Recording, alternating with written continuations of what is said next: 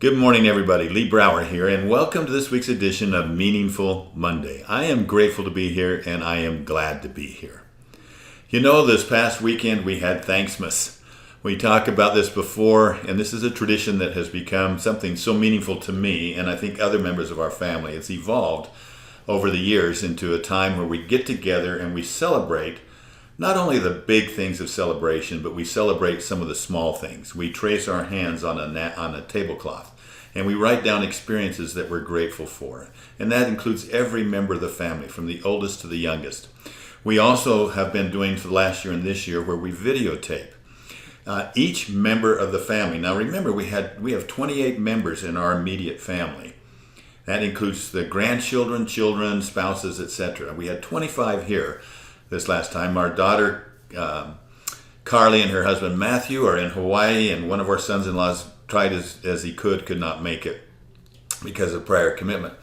But so we had just an amazing time together, but we traced hands, had a great meal, and just a lot of fun together. And then we also do the video where we video every single member of the family.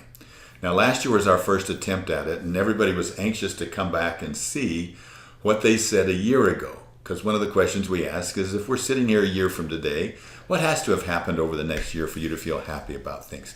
That works good with adults, and maybe if you had older teenagers, it would work well with them. But really with children, that's a tougher question. You know, I was listening to Lloyd Newell, a music and the spoken word, yesterday, and he talked about how very, very often small things lead to great things.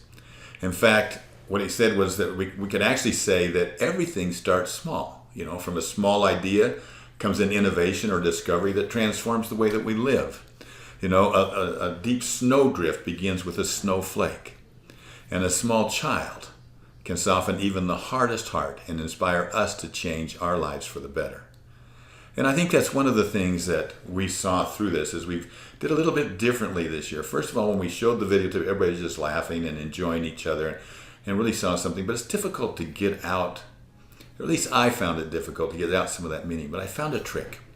So what I did this time, and it was only after maybe a couple of the kids, and one of the little kids, our little Alice, our youngest granddaughter, who is 3 going on 4, peeked in while I was interviewing her cousin, who is 5 years old. So I said, well, come on in and sit by her. And as soon as they sat by her and the door was shut and it was quiet in there, they started gibbering with each other. And I said, what are you thankful for? And oh my goodness, they went off. It's the most priceless video that you can ever imagine. These 2 little girls back and forth, and I'm thankful for this, and I'm thankful for this house, and I'm thankful for my mom, I'm thankful for my dad, I'm thankful for grandpa and grandma, I'm thankful for, and they just kept going and going and going. Finally they just go, I'm thankful for the whole world. That's what a little 4-year-old says. Oh, to see the world through the eyes of a child. You know, years ago I had the opportunity to speak. Just say a few small words in between some of the most beautiful music that was put together by some friends of mine, Marvin Goldstein and Thomas Cook. And they'd sold out the arena 2 nights in a row and said, why don't you come in and just share a few words of gratitude? And I was delighted to do so. And they said, why don't you come up with an original quote about something that's meaningful to you?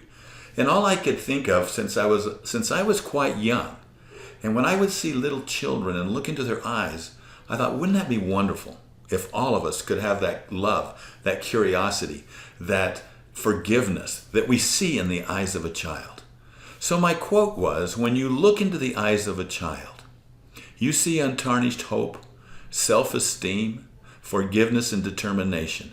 And for the world to have a bigger future, we must rediscover in ourselves the eyes of a child. And that's the way I felt sitting down there watching little Sailor and little Alice as they were saying, I'm grateful for the whole world.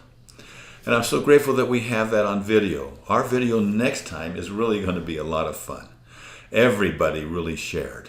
The question that we asked the adults, the married couples, were if you could take one great characteristic of your spouse and make it your own, what would that be?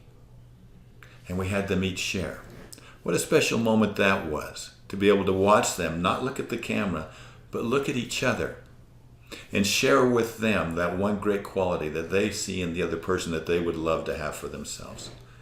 You know, Lloyd Newell continued to talk about, as we remember this great time of year, you know, he talked about how this whole celebration became as a result of a time when we ended up calling the night silent.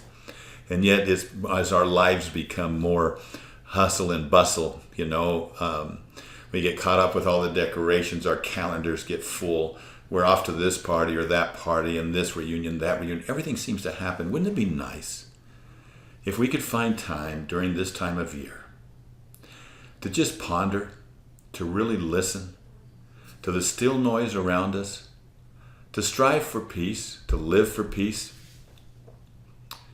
In a world right now so large, so loud, so unsettled, I believe we can make this season a welcome change, a small, quiet, and peaceful change. I think that if we look into the eyes of a child, we will see untarnished hope, self-esteem, forgiveness, and determination. And for this world to be better, we need to rediscover the eyes of a child. Have a wonderful week. Have a meaningful week. I'll talk to you next Monday. Bye-bye.